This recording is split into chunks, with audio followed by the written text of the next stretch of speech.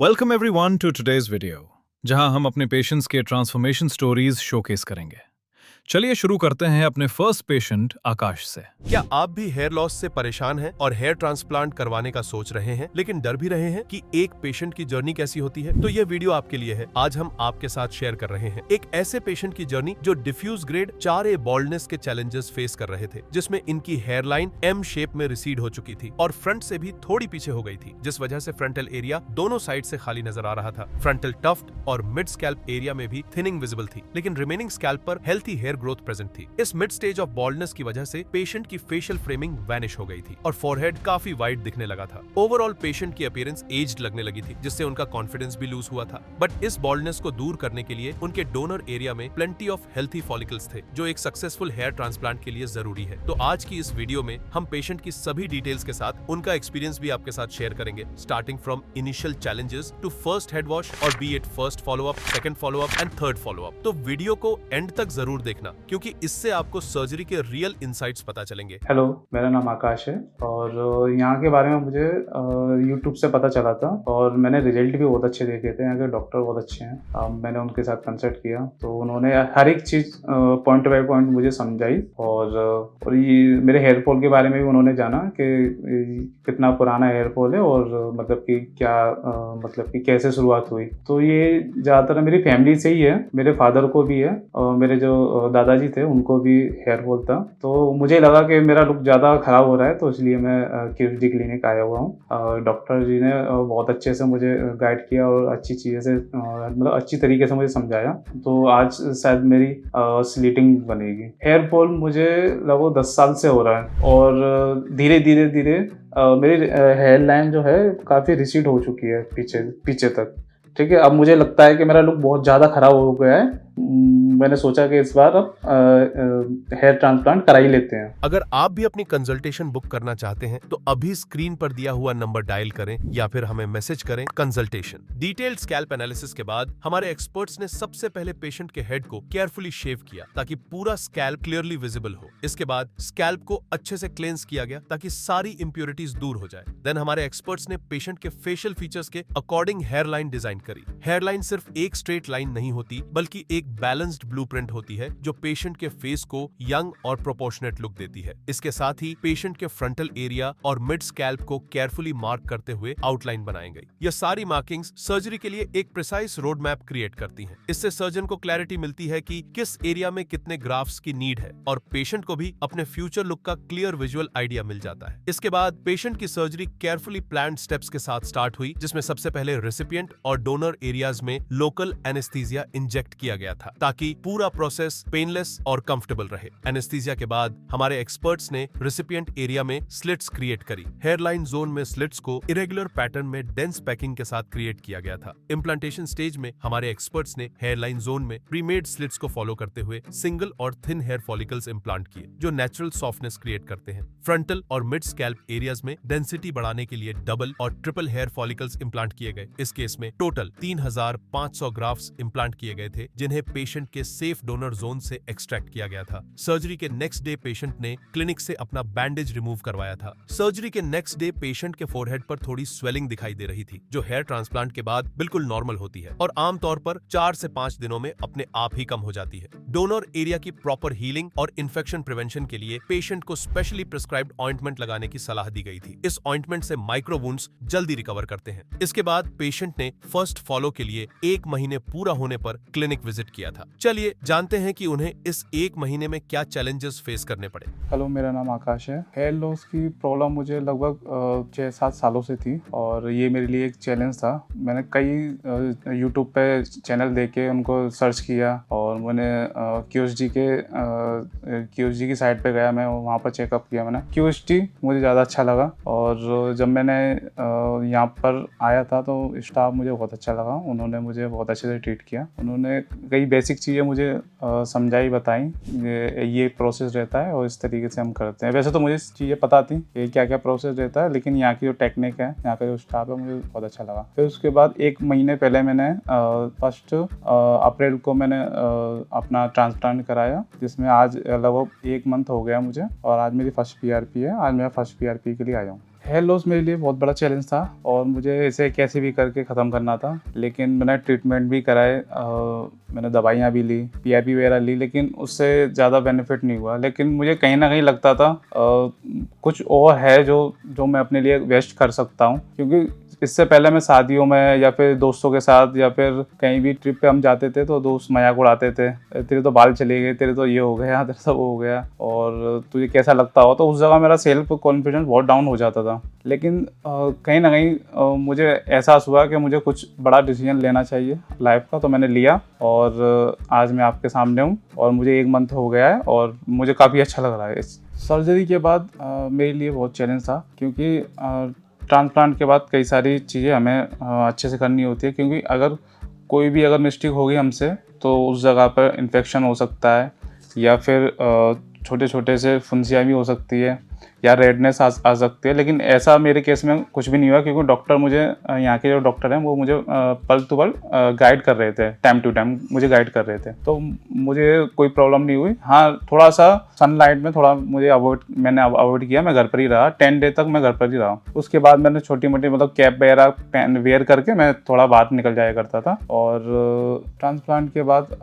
कई सारी चीज़ें मेरी लाइफ में चेंज हुई।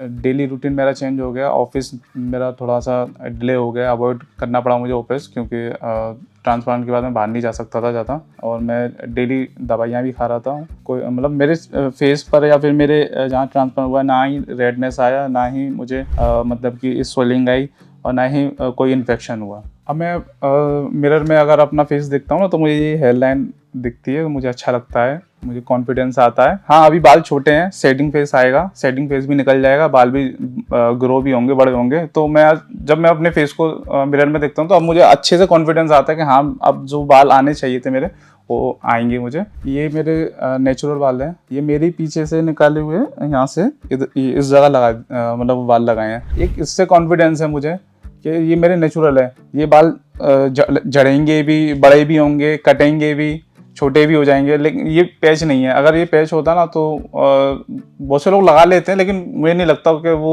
एक नेचुरल चीज़ है, क्योंकि कहीं ना कहीं अपने आप में डाउट रहता है कि हमने पैच लगा रखा है।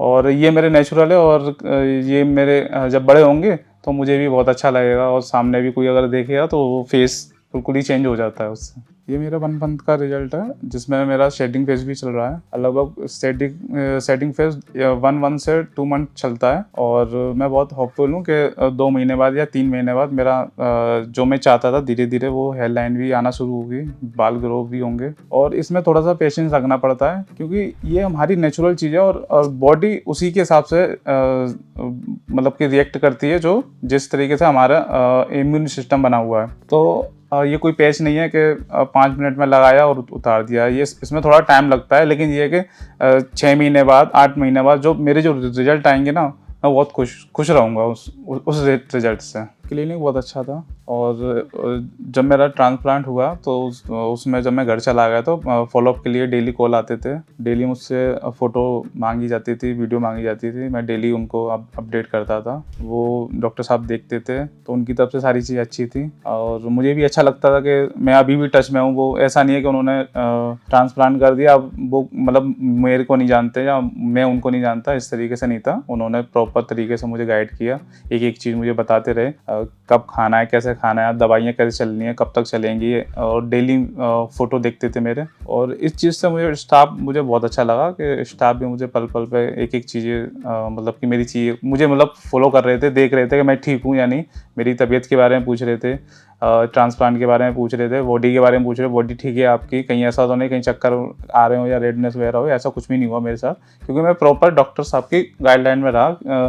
जैसे वो बताते गए मैं वैसी उसी तरह से चलता रहा। मैं आप सबको ये बताना चाहता हूँ, अगर आप दिल्ली में कहीं भी अगर ट्रांसप्लांट के लिए क्लिनिक चूज़ कर रहे हैं, मतलब देख रहे हैं, तो आप एक बार क्यूएसडी में विजिट कीजिए, आके स्टाफ से, डॉक्टर साहब से आप मिलिए। तो हम अपने आप से कुछ भी चीज़ें बना लेते हैं, लेकिन हम खुद जाकर अगर चीज़ें देखते हैं ना तब पता चलता है कि हाँ, क्या हमें जहाँ से हमें कराना वहीं से जो मुझे चीज़ करानी है वो यहाँ मुझे मिल सकती है। थोड़ा सा इसमें पेशेंस रखना होता है क्योंकि 3-4 महीने तो सेटिंग फेस में निकल जाते हैं हमारे। फिर उसके बाद तो धीरे धीरे PRP ये दवाइयाँ वगैरह चलती हैं तो धीरे धीरे हमारा जो रिजल्ट है वो बूस्ट होता है। रिजल्ट तो बाद में भी आते हैं लेकिन इन PRP से दवाइयों से रिजल्ट जल्दी बूस्ट हो जाता है। और मुझे जहाँ तक पता है मुझे लगता है कि 5-6 मंथ में हमारा जो रिजल्ट है बहुत अच्छा आ जाएगा। और जो आप चाहते हैं, जिस तरीके का जीवन आप जीना चाहते हैं आप जी सकते हैं। कोई आपसे कोई गंजा नहीं बोलेगा, कोई आपको चिढ़ाएगा नहीं, कोई भी आपको टॉन्ट नहीं करेगा। इस चीज़ से बहुत मतलब कि कॉन्फिडेंस मिलता है हमें कि अब हम नॉर्मल है। वरना लोग हमें इस तरीके से देखते हैं कि अरे इसके बाल झड़ गए, पता नहीं क्या होगा इसका, क्या नहीं होगा। लेकिन यहाँ सोल्यूशन है, आप आइए, सारी चीज़ें एकदम बढ़िया से हो जाती है। पता भी नहीं चलता कि ट्रांसप्लांट कब हो गया। लेकिन थोड़ा सा पेशेंस रखना पड़ेगा रिजल्ट के लिए। रिजल्ट ऐसा मतलब यहाँ का जो रिजल्ट है बहुत अच्छा है, मैंने देखा है इसलिए मैं यहाँ पर आया हूँ। मैं आपको रिकमेंड करना चाहूँगा स्ट्रांगली, बालों पर अगर आपने पैसे खर्च किए तो वो कोई पैसे खर्च करने वाली बात नहीं है, वो इन्वेस्टमेंट है। कहीं ना कहीं आपको बेनिफिट होगा उस चीज़ का, कहीं ना कहीं आपका जो कॉन्फिडेंस है वो बूस्ट होगा। आपको लगेगा कि हाँ मैंने जहाँ पैसे लगाए हैं वो सही जगह लगाए हैं। डिले मत कीजिए, जितना जल्दी आप करा सकें उतना जल्दी आप कराइए, क्योंकि ये कहीं ना कहीं धीरे धीरे करके वो पूरा चला जाएगा तो और ज़्यादा कॉन्फिडेंट होगा, फिर और ज़्यादा चीज़ें ओवर थिंकिंग होगी। इससे अच्छा है आप एक बार विजिट कीजिए और ट्रांसप्लांट कराइए। और ये एक प्रोसेस है, उस प्रोसेस के जरिए चलिएगा आप, क्योंकि जो डॉक्टर साहब हैं वो पूरी तरीके से गाइड करते हैं हमें, वो सारी चीज़ें बताते हैं। और एक एक चीज़ अगर हम फॉलो करते हैं ना, उसको देखते हैं, मतलब उसी के हिसाब से हम चलते हैं तो कहीं ना कहीं हमें लगता है कि हमारा रिजल्ट बहुत अच्छा आएगा। और वास्तव में मुझे लगता है मेरा रिजल्ट बहुत अच्छा आएगा, क्योंकि जो डेंसिटी मुझे दी गई है बहुत अच्छी दी गई है। Thank you curiosity. Hair transplant के 1 महीने बाद पेशेंट का स्कैल्प हीलिंग फेज में था। इस स्टेज पर उनके स्कैल्प पर 60% शेडिंग विजिबल थी, जो कि कंप्लीटली नॉर्मल है। नेटिव फॉलिकल्स अपने नेचुरल पेस पर ग्रो कर रहे थे और स्कैल्प ग्रेजुअली रिकवर कर रहा था। इस विजिट पर पेशेंट ने फर्स्ट PRP थेरेपी भी ली थी, जो ट्रांसप्लांटेड फॉलिकल्स के साथ एग्जिस्टिंग फॉलिकल्स को भी स्टिमुलेट करती है। सबसे इंकरेजिंग बात यह थी कि 1 महीने में डोनर एरिया कंप्लीटली हील हो चुका था। वहां न तो रेडनेस थी, न स्कारिंग का कोई विजिबल साइन था। ओवरऑल स्कैल्प की कंडीशन हेल्थी दिख रही थी। इसके बाद पेशेंट ने 3 महीने का एक्सपीरियंस ने हमारे साथ शेयर किया था। चलिए जानते हैं उनके इस एक्सपीरियंस के बारे में। आज मेरी सेकंड PRP है। मेरा ट्रांसप्लांट 1 अप्रैल 2025 को हुआ था दिल्ली की ये वाली क्लिनिक पर, ठीक है। तब से लेकर अब मेरे को 2 मंथ के आसपास हो गए और सेकंड PRP है मेरी। जब मेरा ट्रांसप्लांट हो रहा था तो मेरे को मतलब बहुत डर लगता था इन चीज़ों से, सीजन से ही मेरे को बहुत डर लगता था। लेकिन ये है कि यहाँ जब मैं आया फर्स्ट टाइम पे तो मुझे सबसे पहले तो मेरी क्लिनिक बहुत अच्छा लगा, साफ सुथरा, बहुत अच्छा, मतलब कि हाइजीन अच्छे से मेंटेन करके रखी इन्होंने। और जब मैं डॉक्टर साहब से मिला तो उन्होंने मुझे चीज़ें बताई थी, क्या क्या प्रिकॉशन रहते हैं आपके सर्जरी से पहले और सर्जरी के बाद। फिर मेरा ब्लड टेस्ट हुआ था। ब्लड टेस्ट में मेरे सारे मतलब मैं एक सही था सर्जरी के लिए। मेरा जो क्राइटेरिया होना चाहिए था वो ठीक था मेरा। डॉक्टर साहब ने जब सर्जरी की थी मेरी, सबसे पहले उन्होंने एनेस्थीसिया लगाया। एनेस्थीसिया के टाइम पर थोड़ा सा हल्का सा पेन रहता है, फिर उसके बाद पेन का पता ही नहीं चला, दर्द का पता ही नहीं चला कि दर्द कहाँ मतलब चला गया। उसके बाद उन्होंने सर्जरी बहुत अच्छे से की। पल पल पे वो पूछ भी रहे थे, उनकी टीम, उन्होंने मेरे को बहुत सपोर्ट किया। वो हर एक चीज़ पर, हर एक बारीक चीज़ें मेरे को बता भी रहे थे, प्रोसेस किस तरीके से कर रहे हैं, अब इसके बाद क्या प्रोसेस होगा और इस वक्त हम किस जगह पे काम कर रहे हैं। इस तरीके से उन्होंने एक एक चीज़ें मेरे को बताते रहे वो। और फिर उसके बाद सर्जरी के बाद जब मैं घर चला गया था तो मतलब कि सेकेंड डे मेरी जो पट्टी थी ना वो रिमूव होनी थी, तो मैं सेकेंड डे यहाँ पर आया था तो यहीं पर ही मेरी पट्टी रिमूव कर दी गई थी। लेकिन फिर उसके बाद मैं मुझे सारी चीज़ें बता दी थी कि फ़ोन पर किस तरीके से आपको हेड वॉश करना है, किस तरीके से क्या प्रोसेस रहेगा। उस हेड वॉश के बीच में मेरे साथ क्या क्या हुआ है मैं आपको बताता हूँ। डेली मतलब हर घंटे में सलाइन वाटर अपने मतलब हेड पर डालता था जहाँ पर ट्रांसप्लांट हुआ था, और उसको अच्छे से क्लीन करके रखता था। वो इसलिए दिया जाता है किसी भी पेशेंट को कि उस जगह इन्फेक्शन ना हो। अगर इन्फेक्शन हो गया तो उनके लिए थोड़ा सा क्रिटिकल हो जाता है, इसलिए कोशिश की जाती है कि उस जगह पर आप जो डॉक्टर साहब ने आपको बताया है कि आधे घंटे में 45 मिनट में या फिर 1 घंटे में आप सलाइन वाटर स्प्रे करते रहे, ताकि ये कि प्लाज्मा ना जमे उसमें और कोई इन्फेक्शन ना हो। और इस बीच में कई सारी थोड़ी सी मेरे को परेशानी भी हुई, क्योंकि मैं घर से बाहर नहीं निकल पा रहा था, क्योंकि उन्होंने मना किया था कि डस्ट वगैरह ना हो। अगर निकल रहे हो घर से तो सर्जिकल कैप होती है वो वेयर करके निकलना। तो मैं ज़्यादातर कोशिश यही करता था, मैं अवॉइड ही करूँ मैं घर से बाहर निकलना, तो मैं घर पे ही रहता था। उस बीच में मेरा जो एरिया है ये वाला बहुत अच्छा रहा, मतलब मुझे कोई परेशानी हुई। मैंने जो डॉक्टर साहब ने मुझे चीज़ें बताई मैंने उसी चीज़ को फॉलो किया, और मतलब मुझे किसी भी परेशानी, मतलब किसी भी इस जगह पर कहीं भी कोई परेशानी नहीं आई, ना मेरे कोई ब्लड क्लॉट जमा, ना ही कोई परेशानी हुआ। ब्लड क्लॉट थोड़े से जमे थे तो वो हाल ही में रिमूव भी हो गए थे, कोई इशू नहीं है हेड वॉश में मेरा। जब डॉक्टर साहब के साथ मेरा कंसल्ट हुआ था तो उन्होंने मुझे 3500 ग्राफ्ट बताए थे,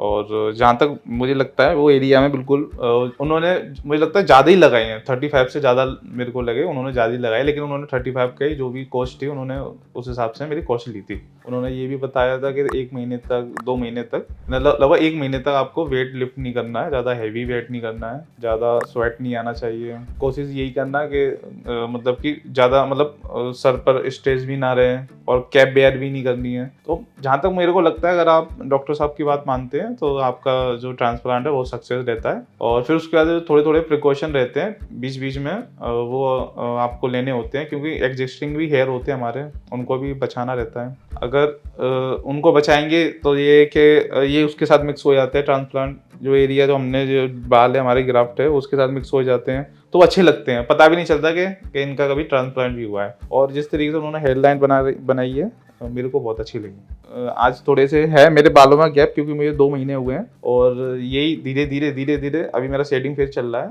ये धीरे धीरे 3 महीने तक, लगभग 2 से 3 महीने तक सर ने बताया था कि शेडिंग फेज रहता है। अभी मुझे 2 मंथ हुए हैं, 2 मंथ के बाद और मेरा लगभग 1 मंथ और शेडिंग फेज चलेगा, उसके बाद शायद मेरी ग्रोथ होना शुरू हो जाए। देखिए, और लोगों को लगता है कि हेयर ट्रांसप्लांट इंस्टेंट मतलब कि रिजल्ट देता है। इसमें थोड़ा सा मुझे लगता है पेशेंट की ज़रूरत है कि आप थोड़ा सा सब्र रखते हैं तो ये आपको बहुत अच्छा रिजल्ट देता है।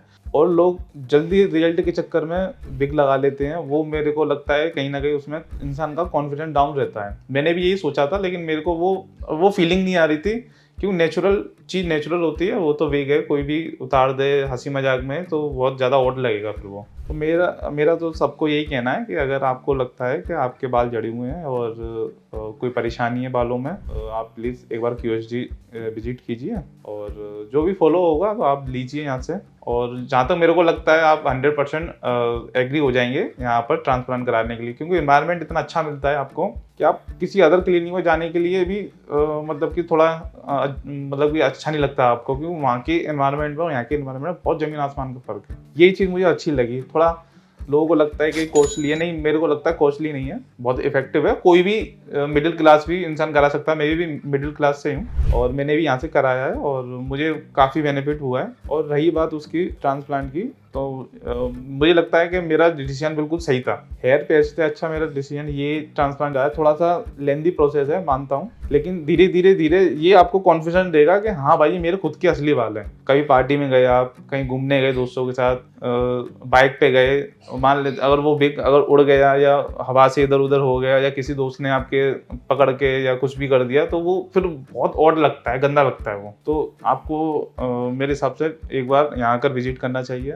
और एक बार यहाँ के डॉक्टर साहब से आप मिलिए, यहाँ के स्टाफ से मिलिए, वो आपको अच्छे से गाइड करेंगे और आपके जो बेस्ट से बेस्ट होगा वो चीज़ आपको बताएंगे। मेरे को बहुत अच्छा लगा यहाँ आकर। ठीक है, नेक्स्ट टाइम मैं आपको मिलूंगा। Thank you QHD। Hair transplant के 3 महीने बाद पेशेंट का स्कैल्प ट्रांजिशन फेज में था। इस स्टेज पर ऑलमोस्ट सारे ट्रांसप्लांटेड हेयर शाफ्ट्स शेड हो चुके थे। अब ट्रांसप्लांटेड एरिया में कुछ fine baby hairs clearly visible थे, जो ट्रांसप्लांटेड फॉलिकल्स से स्प्राउट हुए थे और सक्सेसफुली ग्रोथ साइकिल में ट्रांजिशन कर चुके थे। साथ ही पेशेंट के एग्जिस्टिंग हेयर्स अब और भी हेल्थी लग रहे थे, क्योंकि स्कैल्प का ब्लड सर्कुलेशन इंप्रूव हो चुका था और हीलिंग कंप्लीट हो रही थी। यह वो स्टेज है जहां से आपको एक्चुअल रीग्रोथ की पहली ग्लिम्स मिलती है। थिन सॉफ्ट हेयर्स जो अपकमिंग मंथ्स में ग्रेजुअली थिक और मैच्योर हो जाते हैं। इसके बाद पेशेंट ने 5 महीने कंप्लीट होने पर क्लिनिक विजिट किया था। चलिए जानते हैं उनका इस विजिट का एक्सपीरियंस। हेलो, मेरा नाम आकाश है। मेरा ट्रांसप्लांट 1 अप्रैल 2025 को हुआ था दिल्ली ब्रांच में, और आज मुझे 4 महीने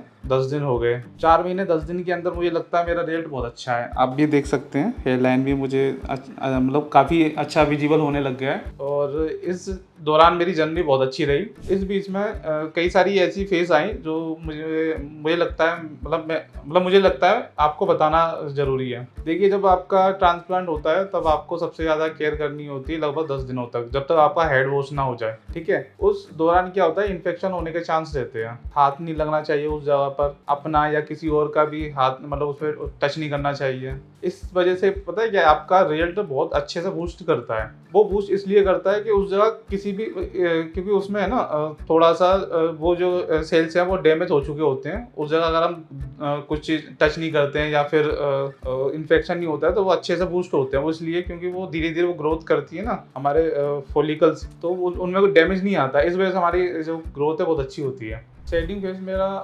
15-20 दिन के बाद शुरू हो गया था। लगभग मेरा 2 महीने तक शेडिंग फेज चला था। उस दौरान थोड़ा मुझे अजीब सा भी लगता था, पता नहीं बाल आएंगे या नहीं आएंगे, क्योंकि कई सारे क्वेश्चन थे मेरे मन में। लेकिन 2 महीने बाद मुझे विजिबल रिजल्ट दिखना शुरू हो गए, ग्रोथ दिखना शुरू हो गई, जिस वजह से मुझे लगने लगा कि हाँ थोड़ा सा अगर मैं वेट करता हूँ, डॉक्टर साहब ने जो मुझे बोला है, उन्होंने जिस तरीके से मुझे गाइड किया है और मैं उन्हीं के जरिए जो उन्होंने मुझे बोला है उस तरीके से मैं चलता हूँ, तो कहीं ना कहीं 4 महीने बाद मेरी ग्रोथ अच्छी हो जाएगी।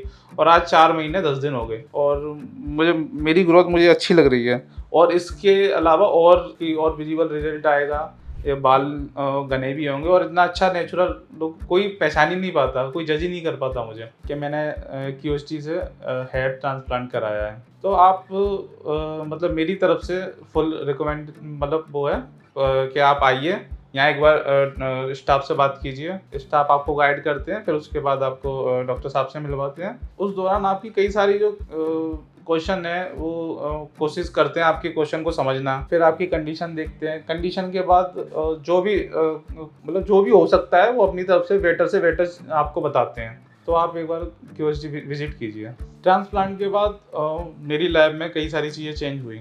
मैं कहीं भी जाता हूँ तो मुझे नर्वस फील नहीं होता, मुझे कोई परेशानी नहीं होती किसी को भी फेस करने में। ट्रांसप्लांट से पहले मुझे थोड़ा सा अजीब सा भी लगता था, मैं शादियों में भी नहीं जाता था, अवॉइड करता था मैं शादियाँ, क्योंकि उस जगह थोड़ा सा रहता है ना कि एक लुक रहता है इंसान, हम लोग कि ड्रेस पहन के अच्छे से कपड़े पहनकर शादियों में जाएंगे, लेकिन मैं ज़्यादातर अवॉइड करता था। लेकिन ट्रांसप्लांट के बाद अब मैं मौके ढूंढता हूँ कि शादियाँ आए तो मैं जाऊँ, क्योंकि एक कॉन्फिडेंस होता है मेरे अंदर, काफ़ी अच्छा कॉन्फिडेंस आया उस चीज़ से। मैं हर किसी से बात कर लेता हूँ। पहले थोड़ा मुझे परेशानी होती थी, मुझे ऐसा लगता था कि सामने वाला मुझे जज कर रहा है, लेकिन वो मुझे जज नहीं करता, लेकिन मेरी खुद की थिंकिंग थी कि वो मुझे जज कर रहा है। कभी कभी इस तरीके से सेल्फ डाउट आ जाता है पर्सन के अंदर, वो इस वजह से हमें ऐसा लगता है कि हमारे अंदर कुछ कमी है, तो इस वजह से सेल्फ डाउट आ जाता है। वो सेल्फ डाउट मेरे अंदर इतना ज़्यादा हो गया था, बहुत ज़्यादा, तो इसलिए मैंने डिसीजन लिया कि मुझे अब ट्रांसप्लांट कराना चाहिए। तो इसलिए मैंने क्यूएसडी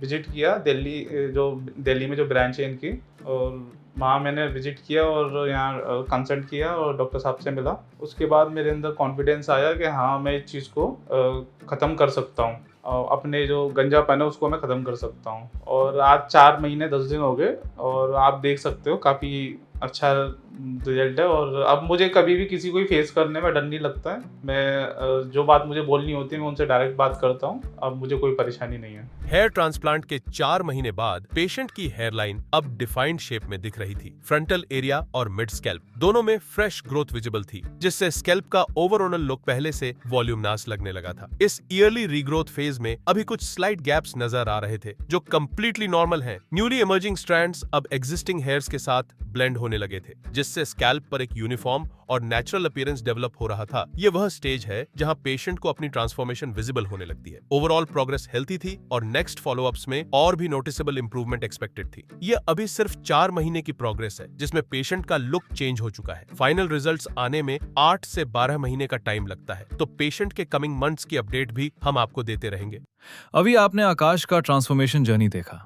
फाइनली मिलते हैं अपने लास्ट पेशेंट ऋषिकेश से और उनका सर्जरी एक्सपीरियंस देखते हैं। मेरा अभी कंडीशन जो आप देख रहे हैं, तो ये काफी लंबा है और मैं आपको दिखाता हूँ इसका जो हकीकत है। तो मेरा इतना बाल गया है, देखिए आप। और मतलब मैं काफी दिनों से सोच रहा था कि क्यूएसटी में आके ये करा लूँ सर्जरी, लेकिन हो नहीं पा रहा था। हेलो, मेरा नाम ऋषिकेश है, मैं असम से हूँ और मेरा एज 33 है। ओके, तो मेरा जो हेयर फॉल है वो तकरीबन एज 25 से स्टार्ट हुआ है, आज से मोटा मोटी 8-9 साल से। तो ये काफी लंबा रहा। मैं दुबई में मेरा जॉब लगा पहला, तो वहाँ पे जाके शायद पानी चेंज हुआ, इसकी वजह से मेरा हेयर फॉल स्टार्ट हुआ। उसके कारण भी हो सकता है, साथ ही साथ मेरा जेनेटिक भी है। ये मेरे फादर और ग्रैंडफादर भी बाल्ड थे, उनके भी हेयर नहीं थे, तो शायद इसी के रीजन में मेरा भी हुआ। और काफी दिनों से मैं सोच रहा था कि हेयर ट्रांसप्लांट ले लूं, लेकिन डिले कर रहा था। लेकिन अभी तो टाइम हो गया, क्योंकि मैं तो आगे से पूरा बाल्ड हो गया। मेरा 5000 से भी ज्यादा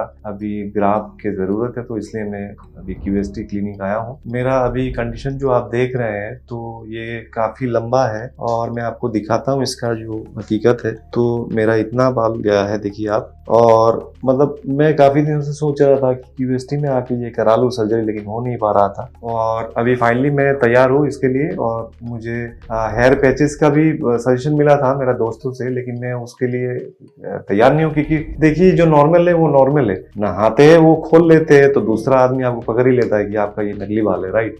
तो क्यूएसटी के बारे में मैंने पहले नहीं सुना। एक्चुअली मैं काफ़ी यूट्यूब सर्च करता हूँ, तो वहाँ पे मुझे रीग्रो के बारे में पता चला। हरिद्वार और हैदराबाद में ये 2 जगह जो है इनके क्लिनिक्स है। तो मैंने कांटेक्ट किया, गूगल में जाके नंबर लिए, ईमेल किए, तो काफ़ी ज़्यादा अच्छा रेस्पॉन्स मिला। तो मैं उसके हिसाब से जो है प्लान किया। तो उन्होंने बताया कि इतना ग्राफ चाहिए, ये प्रोसीजर है, तो मैं उसके मुताबिक जो है प्लान करके मैं आया। जैसे कि आप सभी को पता है कि बॉलीवुड में बहुत सारे एक्टर है जिनके भी बाल्डनेस है। तो जैसे कि राजपाल उनमें एक है, तो वो भी रिसेंटली कराया है। तो उसको देख के भी मैं मतलब मोटिवेट हुआ कराने के लिए। साथ साथ दया भी आप ले सकते हैं, दया भी कराए हैं यहाँ से। तो यही रीजन है क्यूएसटी की। ठीक है, तो जैसे कि मैं हरिद्वार आया, यहाँ पे मैं पहली बार आया हूँ, तो मुझे इतना नॉलेज नहीं है कि क्लिनिक कैसा रहेगा, या फिर कोई मतलब दोस्त भी नहीं है या फिर रिलेटिव्स भी नहीं है, मैं जानकारी कैसे लूँ। तो आने के बाद मुझे पता चला कि काफी फ्रेंडली है क्यूएसटी वाले। स्टाफ, मैनेजमेंट, कंसल्टेंसी, इनके बैक एंड टीम, सभी से मेरा बात हुआ, सभी बहुत अच्छे हैं, बहुत फ्रेंडली है और बहुत बढ़िया सर्विस देते हैं। बस आप भरोसा करके आइए, आपको मजा आएगा। देखिए, मैं इतना लंबा टाइम से जो है बाल्डनेस के शिकार में फंसा था, तो मुझे कॉन्फिडेंस भी बड़ा लो हो गया था। तो अभी के चलते मुझे थोड़ा सा नर्वसनेस है, लेकिन मैं पूरा कॉन्फिडेंट हूँ, अच्छे से हो जाएगा और बढ़िया होगा सब कुछ। तो ये मेरा पहला सर्जरी है। मतलब अभी तक मेरा ऐसा कुछ मेजर एक्सीडेंट या फिर कोई मेजर हेल्थ रिलेटेड इश्यूज नहीं है, जिसके कारण मैं जो है सर्जरी प्रोसेस नहीं किया हूँ। तो थोड़ा डर लग रहा है, नर्वसनेस भी है। और मुझे पता है कि ये शायद 2 दिन का रहेगा आपका ट्रांसप्लांटेशन मेरा। जो उसके बाद जो है वो जो भी इसके रिलेटेड जो भी क्वेश्चन है मैं डॉक्टर से पूछूंगा, और आफ्टर सर्जरी मैं आपको बताऊंगा कि इसमें क्या क्या मतलब आपको मतलब दिक्कत आएंगी, या फिर आप क्या क्या चीज आगे से प्रिपेयर रह सकते हो। और साथ ही साथ मैं आपको बता देता हूँ कि थोड़ा तो पेन रहेगा, लेकिन वो तो ठीक है। जैसे कि आपको बाल मिल रहे हैं, नए बाल मिल रहे हैं, वरदान मिल रहे हैं, तो ठीक है, वो संभाल लीजिएगा। तो मिलते हैं सर्जरी के बाद, और मेरा पोस्ट सर्जरी एक्सपीरियंस मैं आपको शेयर करूँ। Thank you.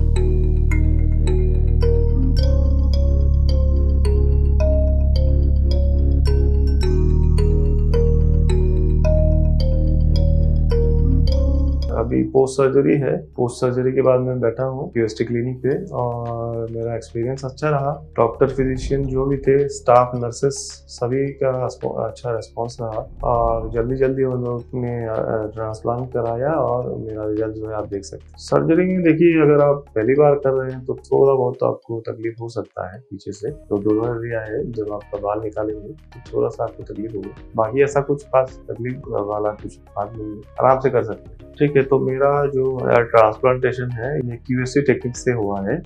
आप देख सकते हैं यहाँ पे जो है टोटल अप्रोक्सीमेटली 5000 ग्राफ्ट्स लगे हैं और मेरा पूरा जो है क्राउन और हेड एरिया जो है पूरा बन गया है अच्छे से। जो यहाँ पे मेरा ट्रीटमेंट रहा, तो मेरा यह पहला एक्सपीरियंस है हेयर ट्रांसप्लांट का और मैं बोल सकता हूँ कि ये 100% वर्थ इट रहा मेरे लिए जो मेडिसिन मैंने लिया। हाँ, पोस्ट सर्जरी के बाद आपको जो मेडिसिन जो लेना पड़ेगा तो उसके रिगार्डिंग और जो भी आपको जो आफ्टर सर्जरी जो भी प्रिकॉशन आपको मेंटेन करना है वो बोल दिया गया है QST से डॉक्टर्स। फॉलो अप के लिए QST कस्टमर केयर सपोर्ट है आपके लिए और साथ ही साथ डॉक्टर भी आपको जो है साथ ही साथ आपको सुझाव देते रहेंगे। जो भी मेरे भाई बंधु हेयर फॉल की समस्या से जूझ रहे हैं, आप QST से हेयर ट्रांसप्लांट करा सकते हैं, बहुत ही बढ़िया है। देखिए QST हरिद्वार क्लिनिक में जो है आप आराम से जो है हेयर ट्रांसप्लांट करा सकते हैं। ये अफोर्डेबल है बिल्कुल। ये पर ग्राफ जो है आपको एक अच्छा रीजनेबल प्राइस में आपको मिल जाता है, आप कर सकते हैं, इसमें कोई मुश्किल वाली बात नहीं।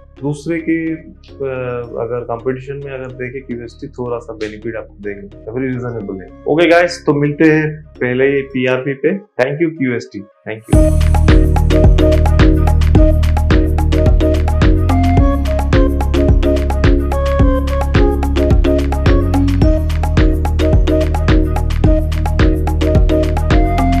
If you like this video, share it with your friends and don't forget to subscribe to our channel.